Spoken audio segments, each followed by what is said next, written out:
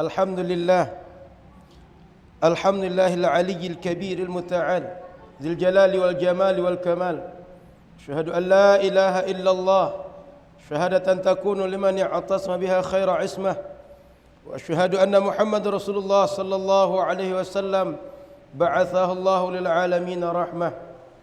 Allahumma fassalli wa sallim ala nabiyyina sayyidina maulana wa syafi'ina Muhammad ibn Abdullah sallallahu alaihi wasallam. Usikum wa nafsi bittaqwallah faqad faza man ihtada wattaqa. Faqala Allah ta'ala fil Qur'anil azim, a'udzu billahi minasy syaithanir rajim. Fabima rahmatin minallahi linta lahum walau kunta fazzan ghalidhal qalbi lanfaddu min hawlik fa'fu anhum wastaghfir lahum wa shawirhum fil amr.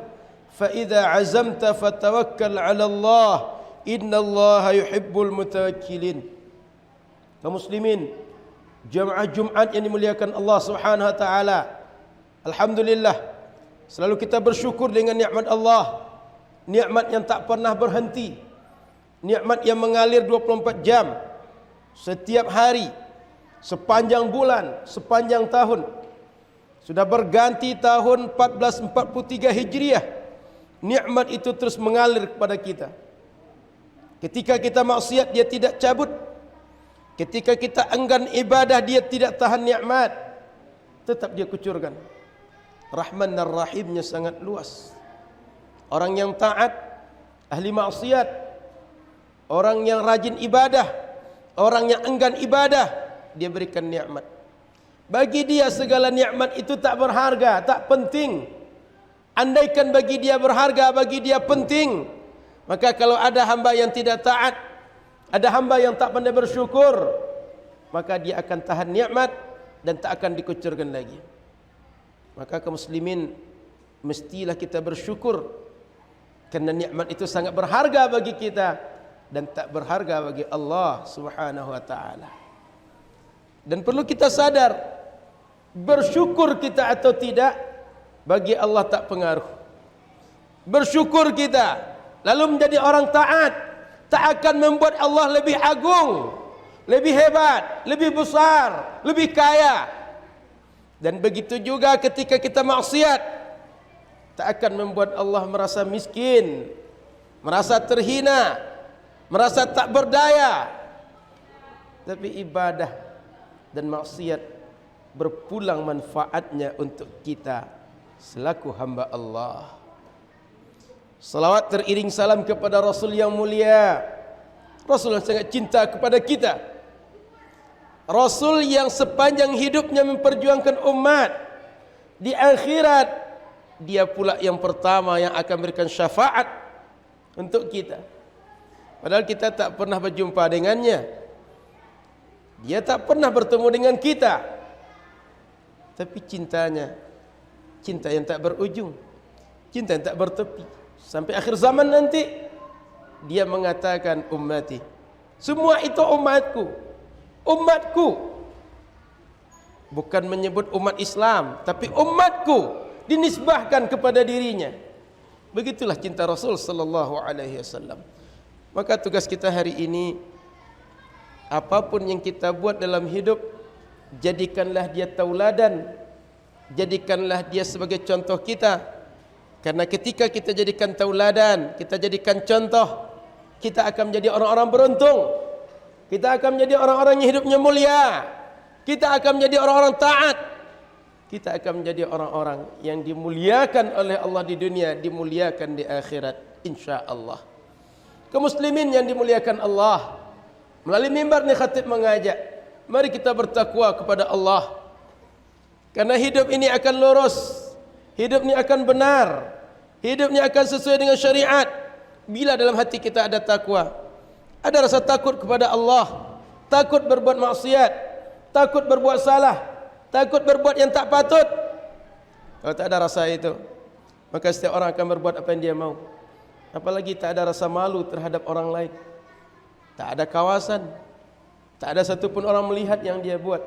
Maka rasa takwa membuat siapapun akan menjadi baik dimanapun dia berada. Maka khatib mengajak, mari kita bertakwa kepada Allah. Semoga kita semua dimuliakan di dunia dan di akhirat. Amin ya rabbal alamin. Ketika Jumat datang, hari Jumat tiba, maka hendaklah setiap muslim pertama dia berusaha untuk datang lebih awal waktu, agar ketika hari Jumat merupakan sayyidul ayyam, dia bisa banyak berzikir, dia banyak bersolawat, dia membaca surah Al-Kahfi, dia membaca ayat-ayat Al-Quran yang lain. Sepekan Allah berikan waktu untuk kita berusaha, maka satu hari alangkah eloknya kita gunakan untuk mendekatkan diri kepadanya, mengenang berbagai dosa yang pernah kita buat.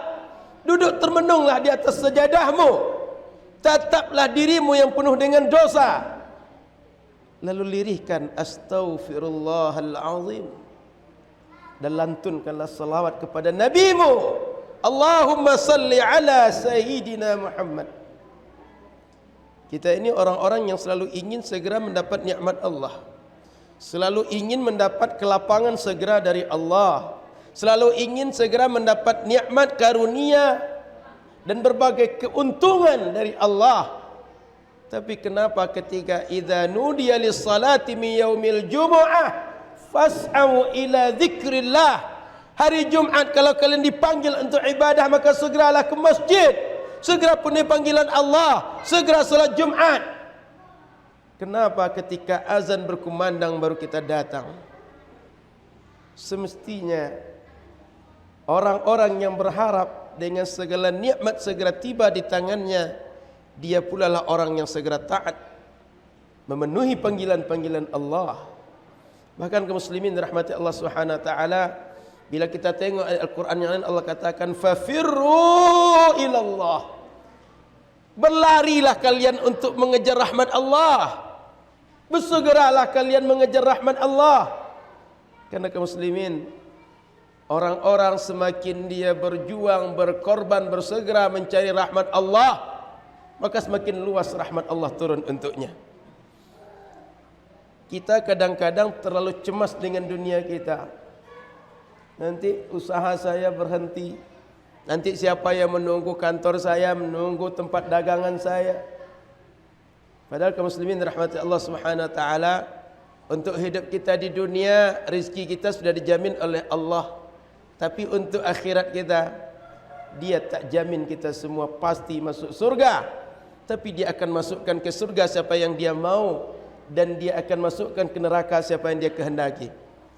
Jadilah di antara orang yang dikehendaki Allah masuk surga. Yang kedua kaum muslimin, ketika hari Jumat datang, segeralah untuk mandi, bersihkan badanmu, potong kukumu, potong bulu-bulu yang ada di badan, bersihkan, rapikan, agar ketika berangkat ke masjid dalam keadaan bersih, rapi. Nabi Muhammad melakukan itu dan menganjurkan setiap hari Jumat potong kuku, bersihkan bulu di badan, gosok gigi, segera mandi, lalu pakailah pakaian terbaik. Alangkah indah jika baju kita pakai baju putih berangkat ke masjid.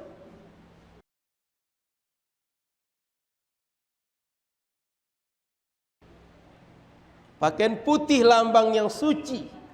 Semoga putihnya pakaian adalah lambang putihnya hati. Dan mudah-mudahan putihnya pakaian mengingatkan kita dengan kain kafan yang biasa membungkus badan ketika kita mati nanti. Mudah-mudahan pakaian putih juga mengingatkan kita dengan ambulans yang sering menghantarkan kita ke rumah sakit, menghantarkan kita ke kuburan, kendaraan terakhir yang menghantarkan kita. Sehingga hidup ini tak isinya segalanya dengan dunia. Justru dunia itu kita pakai untuk mendekatkan diri kepada Allah, mengingat kehidupan kita setelah di dunia, yang hidup dunia ini singkat, tapi setelahnya sangatlah panjang.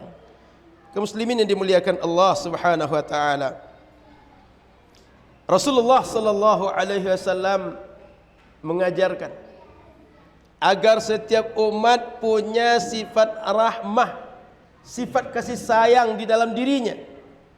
Jangan berhati keras, jangan berhati bengis, jangan berhati dendam.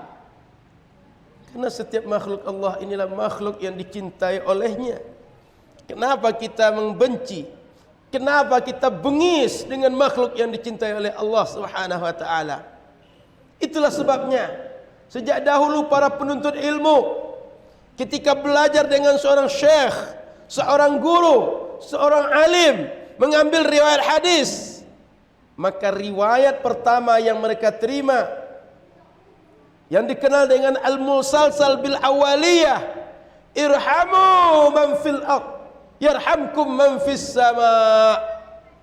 Sayangilah, cintailah makhluk Allah yang ada di bumi, maka makhluk-makhluk Allah yang ada di langit akan mencintai engkau.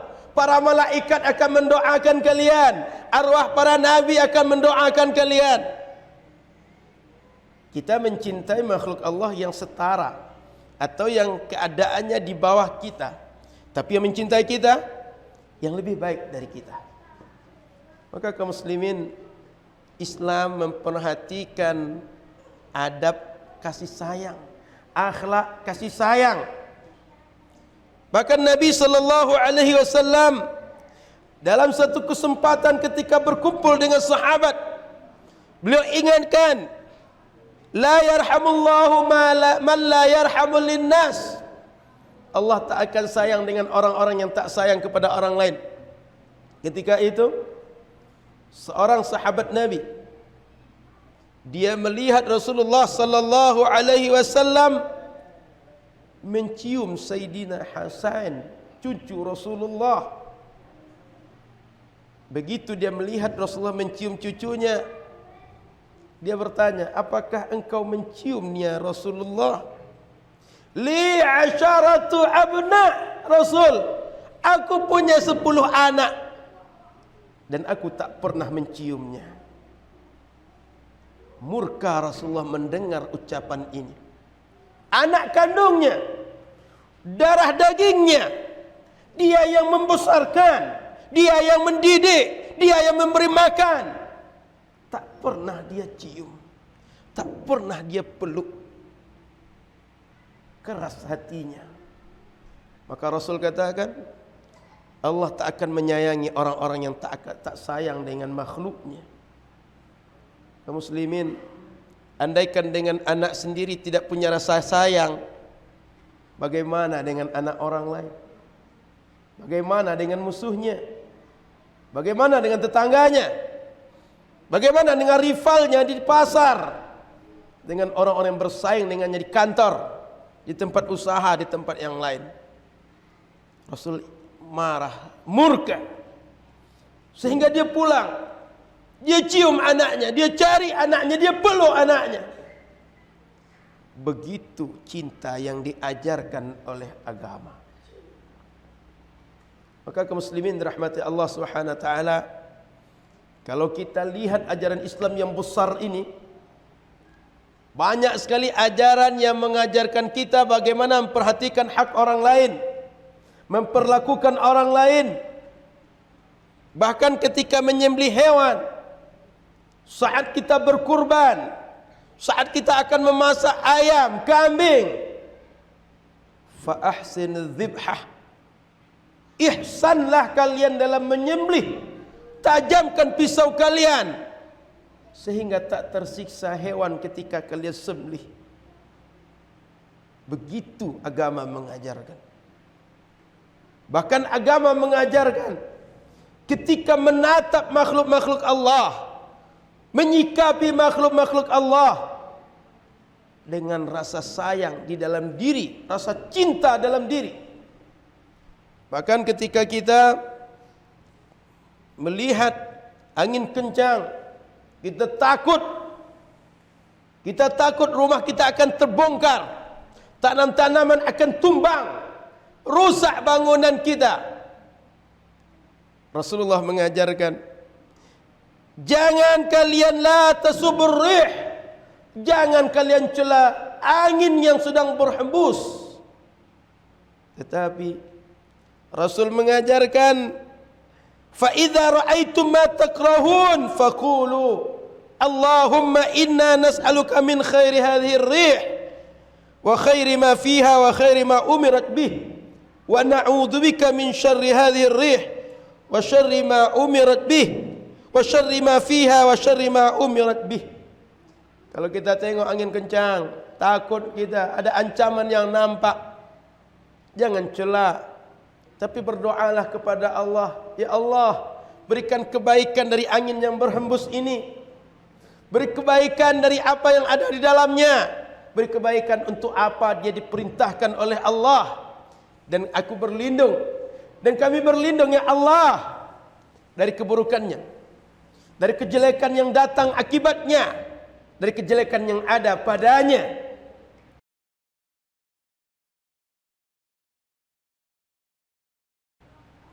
Angin bukan orang berakal, bukan manusia berperasaan.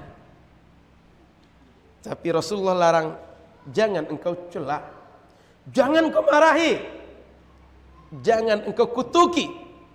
Untuk apa? Karena ketika kita memarahi makhluk Allah, kita kutuk makhluk Allah, itu bermakna kita marah dengan penciptanya. Karena dia berhembus dengan keinginan Allah, bukan dengan keinginan dirinya. Tapi dia dihembuskan, dia ke barat, dia ke timur, dia ke utara, dia ke selatan, dia ke laut, dia ke darat, dengan keinginan Allah, bimasyiatillah, biiradatillah. Innama amruhu idza arada syai'an ay yakula lahu kun fayakun. Maka kaum muslimin, begini akhlak yang diajarkan Islam, baik kepada manusia atau makhluk Allah yang lain. Sehingga kaum muslimin perlu kita ingat, Rasulullah mengingatkan dalam hadis sahih, dakhalat imra'ah an-nar fi hirratin, ada seorang perempuan, dia masuk neraka. Sebabnya dia punya seekor kucing, habasadha, dia kekang, dia ikat, dia kasih kandang di rumah, la hiya at'amatha, tapi tak dikasih makan, wala hiya atlaqatha ta'kulu khashashal ard, dan juga tak dibiarkan lepas sehingga dia makan dari berbagai rumput, berbagai tanaman, berbagai hal yang bisa dia makan, yang diciptakan, yang disediakan oleh alam. Tak menyusahkan dia, tapi dia tak sayang dengan makhluk Allah. Dia ikat tapi tak kasih makan. Ikatlah tapi kasih makan, atau lepaskan biar dia makan. Karena tanpa kita, dia akan makan. Tanpa kita, Allah menjamin rizki semua makhluknya, memberi semuanya. Di padang yang luas tak ada yang memberi, semua makhluk diberi Allah. Di hutan belantara yang luas, makhluk Allah semuanya cukup ke rizkinya oleh Allah. Kita cuma satu ekor, kenapa tak kasih makan? Kaum muslimin, bila kita tengok syariat Islam lebih luas, dalam Islam diajarkan agar kita sayang dengan anak yatim, sehingga ketika hari Ashura dianjurkan, usaplah kepala anak yatim. Ketika hari Ashura dianjurkan, mudahkanlah, tambahkanlah, lapangkanlah keluargamu, tambahkan uang belanjanya, mudahkan urusannya, belikan dia pakaian, belikan dia makanan, sediakan kebutuhan dapurnya. Allah akan lapangkan rizki untukmu. Ketika Idul Fitri, setiap orang disuruh berzakat fitrah. Jumlahnya berapa? Cuma 1 sa', lebih kurang 2,5 kilo. Tapi yang 2,5 kilo itu tu'matul lil masakin, jadi makanan yang akan memberi kenyang kepada orang miskin. Setiap tahun kita disuruh berzakat. Banyak macam zakat. Zakat mal, ada zakat tijarah, ada zakat emas dan perak, ada zakat pertanian. Bahkan kalau kita tengok zakat-zakat kontemporer, sangat banyak macamnya. Sayang Allah dengan makhluknya, sehingga dia berikan berbagai media agar sesama mereka saling memberi makan, saling memperhatikan. Tidakkah kita belajar dengan syariat yang hebat ini? Bahkan Kalau kita tengok ajaran Islam, harta wakaf, bila ada binatang yang berkeliaran tanpa tuan, tak ada kandang, tak ada yang memelihara, tak ada tempat bernaung, pakailah surplus zakat, pakailah harta, pakailah surplus wakaf, pakailah harta wakaf, buatkan kandang untuk ternak, sehingga ternak-ternak yang lepas tak bertuan, dia akan tinggal di kandang-kandang itu. Itu hewan, bukan orang. Bayangkan perhatian Islam kepada orang. Maka dahulu ketika kami belajar di Mesir, banyak ditemukan di pinggir-pinggir jalan diletakkan kendi berisi air, atau tempat-tempat yang berisi air tapi terbuka, agar kendi bisa diminum oleh pejalan kaki yang kehausan, dan air yang terbuka bisa diminum oleh ternak, bahkan oleh anjing. Binatang-binatang yang buas, binatang-binatang yang menggigit, diberi minum oleh mereka. Disengaja mengisi air. Dan begitulah agama mengajarkan. Maka kaum muslimin, dalam hadis sahih Bukhari, dakhalat imra'atin baghi, kata Nabi SAW, seorang perempuan, dia pezina, berbuat dosa, pekerjaannya hina, tapi dia masuk surga. Sebabnya fi kalbin, karena seekor anjing, atsyan, lapar, haus, dia pengen minum tapi tak bisa minum.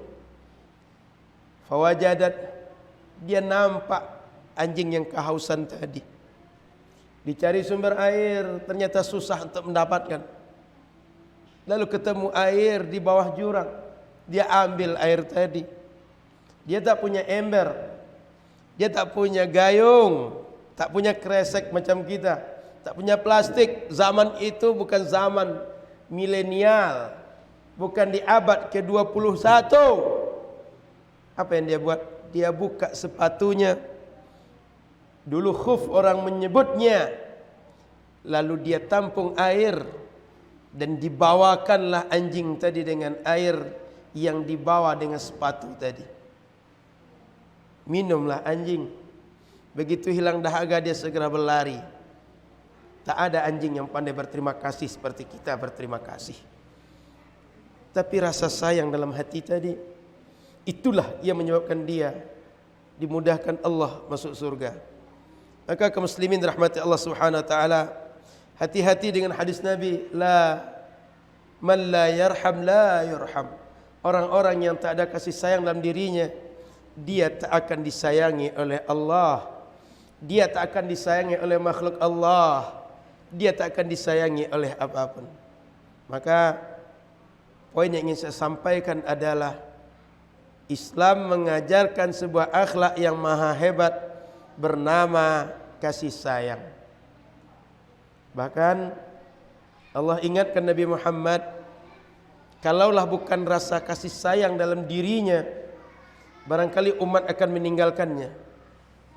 Tapi karena ada rasa kasih sayang dalam dirinya, ada kelembutan, ada cinta, umat cinta kepadanya, umat mendekat dengannya, ada loyalitas, dan itulah modal membangun peradaban.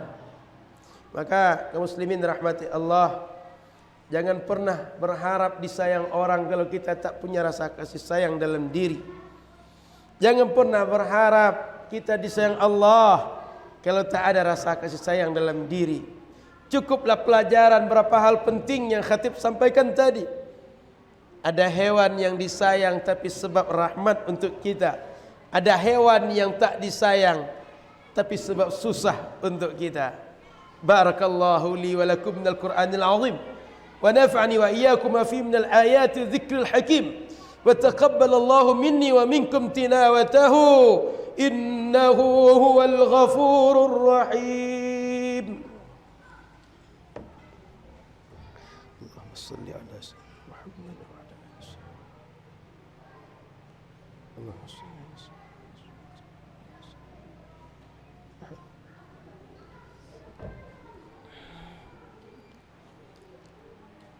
الحمد لله وكفى والصلاة والسلام على النبي المصطفى وعلى آله وأصحابه أهل الصدق والوفاء أشهد أن لا إله إلا الله وحده وأشهد أن محمد رسول الله صلى الله عليه وسلم لا نبي بعده اللهم فصل وسلم على نبينا محمد صلى الله عليه وسلم أوصيكم ونفسي بتقوى الله فقد فاز المتقون فقال الله تعالى في القرآن العظيم أعوذ بالله من الشيطان الرجيم إن الله وملائكته يصلون على النبي يا أيها الذين آمنوا صلوا عليه وسلموا تسليما اللهم صل على سيدنا محمد وعلى آل سيدنا محمد كما صليت على سيدنا إبراهيم وعلى آل سيدنا إبراهيم وبارك على سيدنا محمد وعلى آل سيدنا محمد كما باركت على سيدنا إبراهيم وعلى آل سيدنا إبراهيم في العالمين إنك حميد مجيد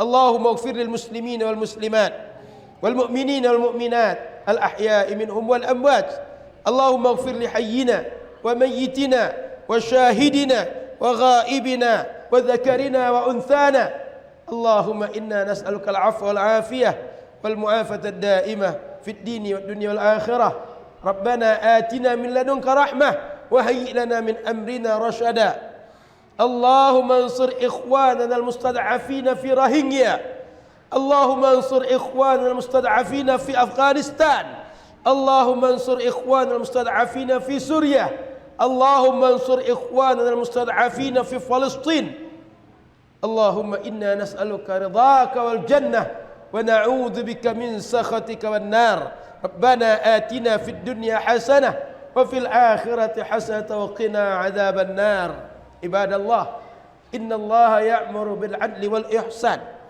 وإيتاء ذي القربى وينهى عن الفحشاء والمنكر والبغي يعظكم لعلكم تذكرون فاذكروا الله يذكركم واشكروا الله على نعمه يزدكم من فضله وأقيموا الصلاة